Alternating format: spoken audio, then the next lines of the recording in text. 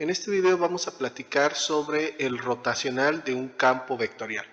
Para esto necesitamos tener definido lo que es un campo vectorial, expresado simbólicamente de la siguiente manera. Comúnmente los campos vectoriales los vamos a estar definiendo a través de la letra F mayúscula.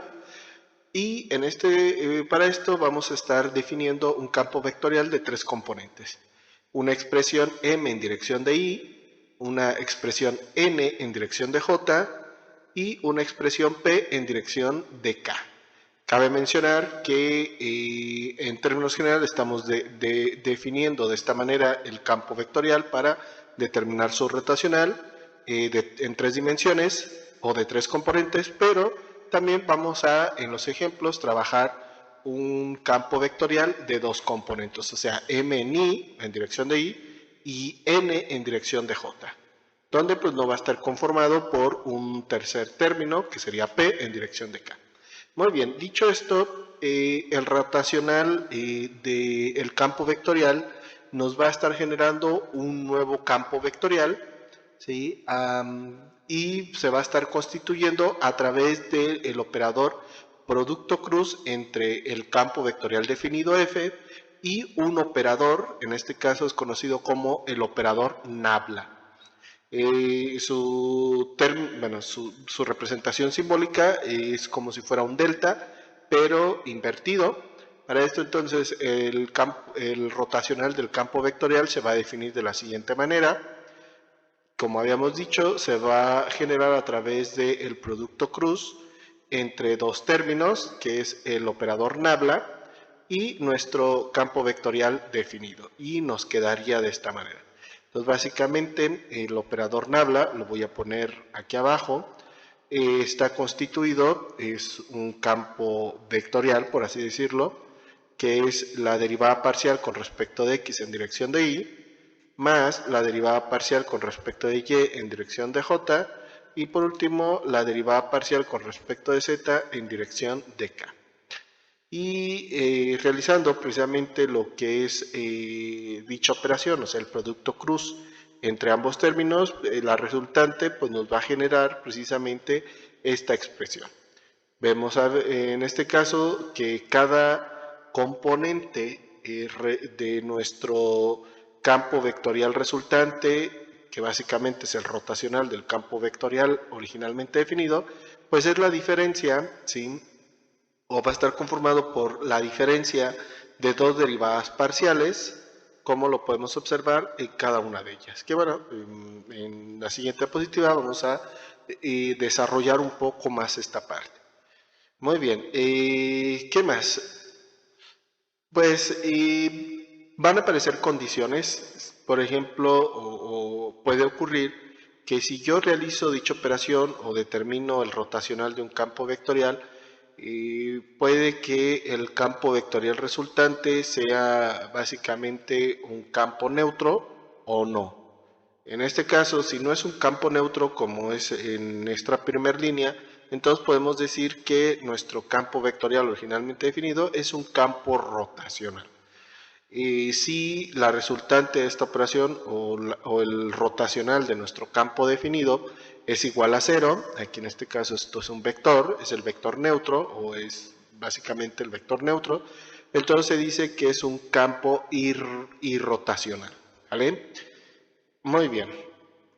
Dicho eso, entonces dijimos que el rotacional de nuestro campo vectorial originalmente definido va a estar constituido por, o se va a generar a través del producto cruz de nuestro operador nabla con nuestro campo vectorial f de x, y, z, y entonces para esto vamos a generar el determinante para encontrar precisamente el vector, bueno, el resultante de esta operación. Entonces, como lo habíamos dicho en su momento, la primera línea que conformará nuestro determinante para el producto cruz van a ser los vectores unitarios o las direcciones del vector resultante. La segunda línea va a estar conformado por las componentes del primer término en el operador, en este caso las componentes de nabla o del operador nabla. que, como dijimos, va a ser la derivada parcial con respecto de x, con respecto de y y con respecto de z. Y la tercera línea van a ser las componentes, en este caso, de nuestro campo vectorial, y como lo tenemos en la definición, y la primera componente es m, la segunda n, la tercera p. También es importante mencionar que m, bueno, cada una de las expresiones van a ser funciones que van a depender de las variables x, y y z, ¿vale? En este caso lo comento pues para yo no indicarlo en esta parte. Perdón, el primer componente es m, la segunda n y la tercera p. Muy bien, dicho eso, entonces vamos a realizar el desarrollo. Entonces sería el primer término por su determinante. Bueno, es nuestro primer elemento, que es la dirección en i. Y entonces va a ser de manera cruzada y va a ser entonces la derivada parcial con respecto a y de p menos la derivada parcial de n con respecto de z. Todo eso en dirección de i. Siguiente, ahora voy a borrar esta partecita, que si bien no quieren ver esta parte del proceso, pueden adelantar el video para que no se les haga tan pesado esta partecita, ¿verdad? Muy bien, entonces, siguiendo con este desarrollo, sería ahora el segundo elemento de nuestro primer renglón. Por estar en esta posición va a ser negativo, o sea, va a ser menos. Eliminamos todos los elementos del primer renglón y la segunda columna. Entonces ahora va a ser derivada parcial aplicada a p menos la derivada parcial con respecto de z aplicada a m. Entonces sería la derivada parcial de p con respecto de x menos la derivada parcial de m con respecto de z en dirección de j. Y por último voy a borrar esta otra partecita, bueno, todo lo que tenemos aquí indicado para que quede un poco más claro. Y ahora vamos a tener el tercer elemento, o la dirección en K, que será el tercer elemento de nuestro primer renglón. Entonces vamos a eliminar todos los elementos del primer renglón y la última columna.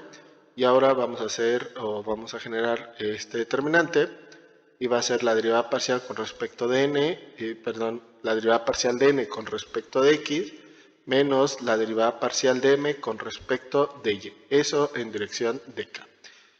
Muy bien, como pueden observar, entonces pues se genera lo que tenemos en esta parte. Y ya para aquellos que se quieran aprender precisamente de memoria, pues el rotacional de un campo vectorial como está definido, o si lo quieren deducir pues a través de este proceso. Muy bien, dicho eso, pues vamos a realizar unos ejemplos para ver cómo determinamos el rotacional de un campo vectorial, pues para que quede más claro esta partecita. Entonces tenemos definido las expresiones m, n y p. Yo en lo personal pues trato de marcarlas para que sea más claro pues para mí en este caso, ¿verdad? Entonces, vemos entonces que el rotacional va a ser de nuestro campo vectorial, va a ser el siguiente.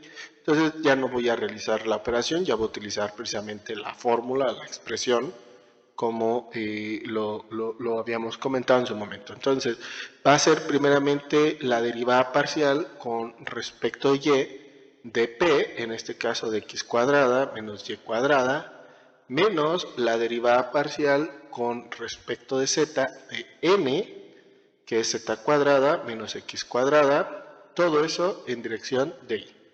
Menos, ahora vamos a tener la derivada parcial con respecto de x de p, que es x cuadrada menos y cuadrada, menos la derivada parcial con respecto de z de m, que va a ser y cuadrada menos z cuadrada, todo en dirección de j, más la derivada parcial con respecto de x de n, que es z cuadrada menos x cuadrada, perdón, aquí me falló, es menos la derivada parcial con respecto de y de m. que sería y cuadrada menos z cuadrada. Eso en dirección de k.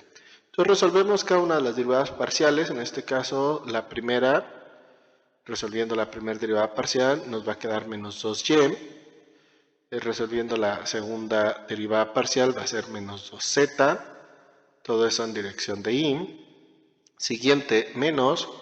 Ahora esta derivada parcial, su resultante es 2x. La resultante de esta otra derivada parcial es menos 2z. Entonces nos va a quedar 2x menos 2z en dirección de j, más, ahora la derivada parcial, la primera derivada parcial de esta tercer componente va a ser menos 2x, y la de la segunda derivada parcial, bueno, la derivada parcial con respecto a y va a ser 2y. Entonces va a quedar menos 2x menos 2y en dirección de k. Hay que tener cuidado también con los signos, precisamente. Y aquí, como pueden observar, bueno, podemos factorizar menos 2 a cada uno de los términos que tenemos aquí expresados. Entonces nos va a quedar menos 2 que multiplica y más z en dirección de y.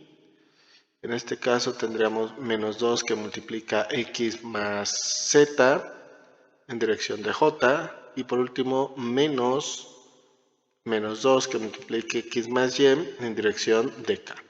También lo podemos expresar, como pueden observar, cada componente tiene el mismo factor, o sea, menos 2. Podemos factorizarlo y escribirlo o denotarlo de manera canónica.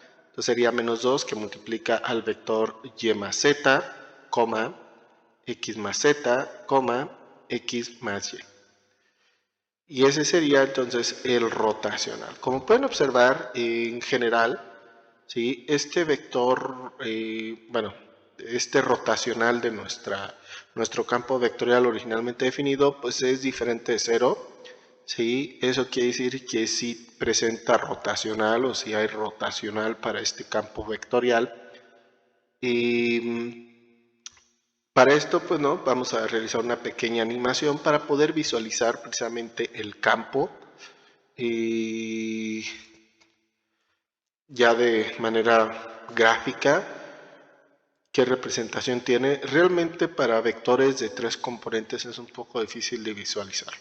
Muy bien, aquí en la animación, pues bueno, ya tenemos, voy a pausarlo un poco, ya tenemos definido las expresiones m, n y p. Como hemos dicho, la primera es y cuadrada menos z cuadrada, y bueno, nos vamos así con cada una de ellas. Tenemos aquí 3 deslizadores, aquí, bueno, esto se programó en GeoGebra, ¿verdad? Entonces tenemos 3 variables, en este caso representada por estos 3 deslizadores, m, n y l, ¿sí? Gráficamente tenemos nuestro campo vectorial, aquí lo tenemos en color verde. Entonces m es precisamente para abrir más el espacio, ¿sí? Donde se va a estar graficando el campo vectorial.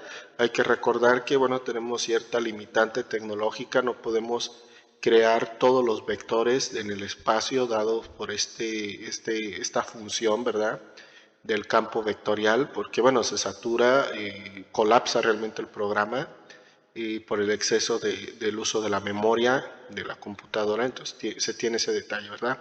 Entonces en este caso, imaginemos que hay un cubo en el espacio de 2 por 2 por 2, que precisamente está dado precisamente por m. Si moviéramos el valor a 3, pues sería el cubo de 3 por 3 por 3, y dentro de ese cubo se estaría creando o graficando el campo vectorial, ¿vale?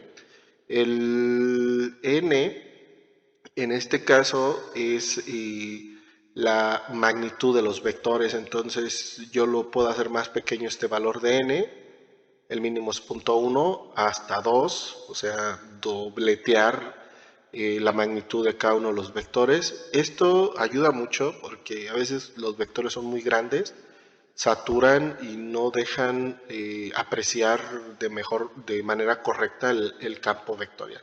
Entonces siempre ayuda a hacerlos más pequeños en amplitud los vectores del campo vectorial y nos ayuda a visualizar mejor dicho campo.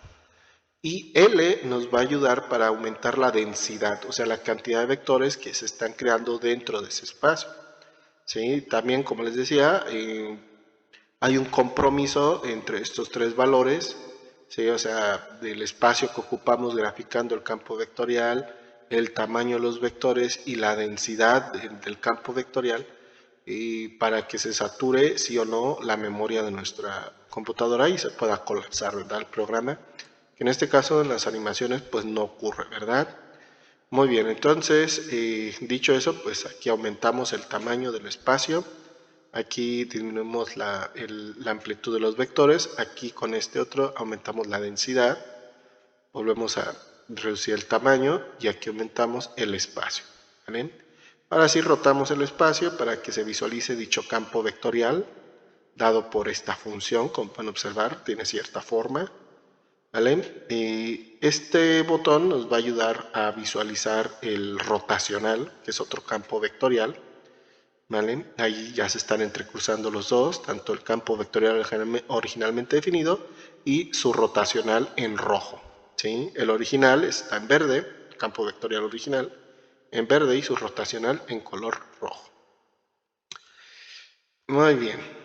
Como pueden observar, pues como decíamos, ahí disminuimos la densidad de vectores. ¿Sí? Graficamos su rotacional, como pueden observar.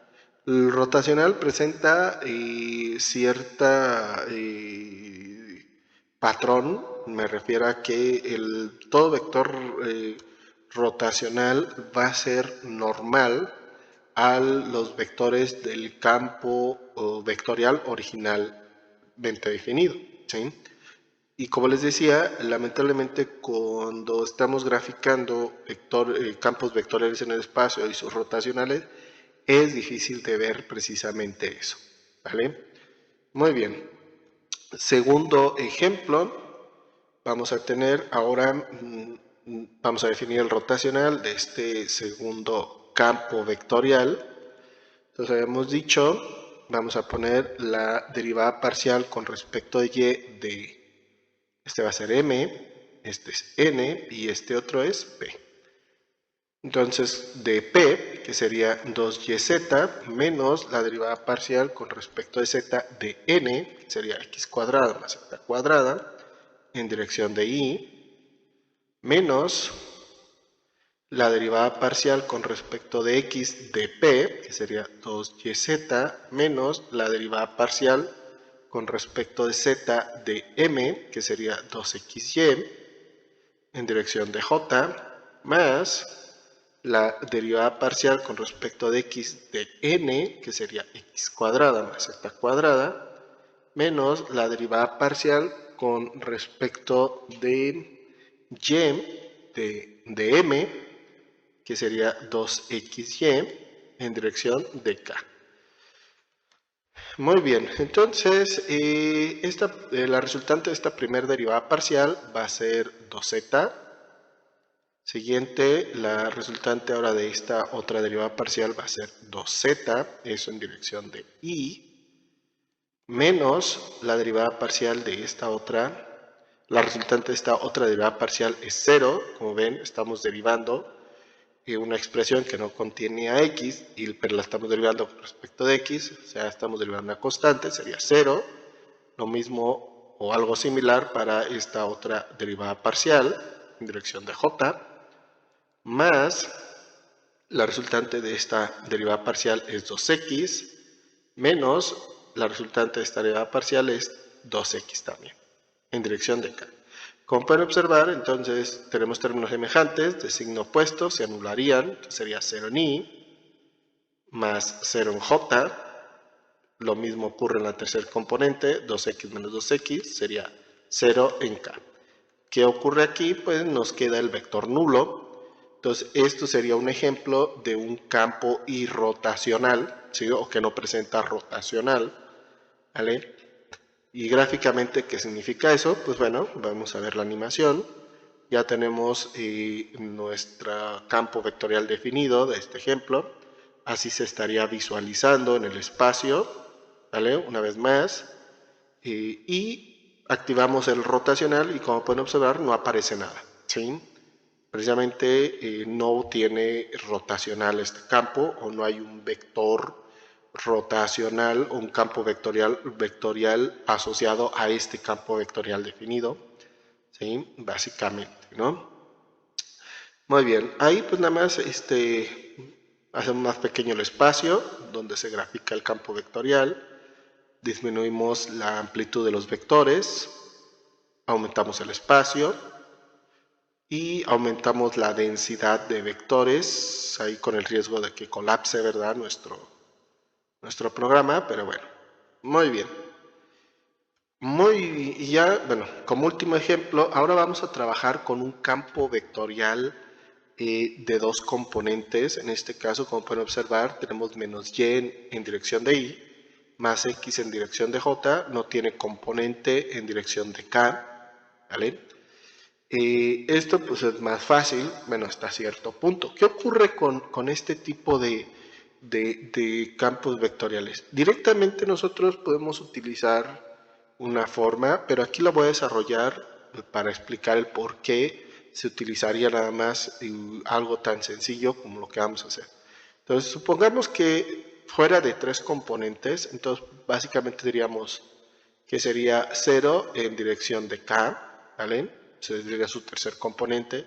También sus funciones m y n, bueno, este sería la función p, pero vamos a llamar ya 0. Pero aquí ocurre algo interesante, m y n solamente van a estar en función de x y de y, no de z, ¿vale? Entonces, si nosotros aplicamos el rotacional como lo habíamos definido originalmente, aquí lo voy a poner z entre comillas, ¿verdad? Entonces tendríamos la primer componente, sería la derivada parcial con respecto de y de p, que sería 0, menos la derivada parcial con respecto de z, que sería, bueno, de n, ¿vale? Como habíamos dicho, n, como no depende de z, solamente de x y y, pues estaríamos derivando una constante y esto se hace 0, ¿verdad? En dirección de y. Menos, siguiente, la derivada parcial con respecto de x de p, otra vez de 0, menos la derivada parcial con respecto de z de m, ocurre pues algo parecido como aquí, entonces esto es 0 también, en dirección de j, más tendríamos ahora la derivada parcial con respecto de x de, en este caso, de n, que sería x solamente, menos la derivada parcial con, bueno, más lo voy a, para que quede precisamente lo que quería exponer, entonces de n menos la derivada parcial con respecto de y de m, en dirección de k. Como pueden observar, entonces las dos primeros componentes pues van a quedar ceros, van a tener 0 en i más 0 en j, más, ¿y qué nos queda? Pues estas derivadas parciales definidas, y entonces en muchas de las metodologías pues ya nos dicen simplemente haz de forma cruzada, ¿sí? Y n derivada con respecto de x y m derivada con respecto de y ese sería, pues conformarían un término en dirección de k, ¿vale? En una sola dirección. Entonces, dicho eso, pues entonces sería la derivada parcial con respecto de x de n, donde n es x, menos la derivada parcial con respecto de y de m, donde m es menos y. Todo eso en dirección de k. Realizando las respectivas derivadas, esto es 1, esto es menos 1, aquí van a tener menos por menos, nos va a dar 1. Entonces va a dar 1 más 1 en dirección de k, o sea, 2 en dirección de k. Como pueden observar, ¿sí? Esto pues fue mucho más sencillo. Como les decía, esta parte pues es necesario ya hacerla, simplemente nos vamos directamente, porque esto siempre va a ocurrir, ¿verdad? Cuando estamos trabajando campos vectoriales de dos componentes. Entonces simplemente nos vamos a formar este término que siempre va a estar en dirección de k. Y aquí resultó que es un término constante, que es 2. Aún así, este campo presenta rotacional, efectivamente, porque su resultante no fue el vector nulo, ¿vale? Como en el caso anterior. Y pues bueno, gráficamente, ¿qué vamos a visualizar? Ya tenemos aquí las dos componentes, bueno, las expresiones m y n. Visualizamos el campo solamente, los mismos deslizadores con las mismas funciones, como se explicó. Entonces vamos a rotar el espacio para que cuadre ahí con el plano XY, ahí lo podemos observar. Aumentamos el espacio, en este caso solamente es el espacio en el plano XY. Pueden observar, todo nuestro campo vectorial vive en el plano. Activamos el rotacional, aumentamos la amplitud de los vectores y pueden observar efectivamente que primeramente los dos campos. El campo en verde, que es el campo definido, pues tiene asociado otro campo normal a él, como les había comentado en su momento, ¿sí? Que es en color rojo, en este caso se está graficando, y tiene una característica muy peculiar, ¿vale? Que en su momento pues lo estuvimos platicando cuando determinamos o trabajamos ejercicios de momento o torque, ¿vale? Que precisamente esos campos vectoriales que tenemos nosotros, precisamente, pues hay una correlación, ¿verdad? O sea, este campo rotacional que se genera a partir del campo originalmente definido, pues siempre va a ser normal al campo original y de ciertas magnitudes. Entonces va a haber nada más una diferencia, una separación a través de un término de proporcionalidad, un término constante, o puede ser variable dependiendo, ¿verdad?, de las aplicaciones. Entonces, precisamente esta característica del rotacional es muy utilizado generalmente en muchas áreas de la ingeniería, también, bueno, en las áreas de investigación científicas, ¿sí?, por esta característica. Pero bueno, cierro en esta parte pues el paréntesis. Y bueno, observamos nuestro campo, aumentamos ahí la densidad de los campos, ¿sí? Podemos observar. Y también sigue otro detalle, la regla a la mano derecha, ¿vale? Pueden observar que en este caso el campo vectorial en verde gira hacia la izquierda. Entonces, con la regla a la mano derecha, como si se cerraran nuestros dedos hacia la izquierda, nuestro pulgar apunta hacia arriba como si fueran los vectores de color rojo, ¿vale?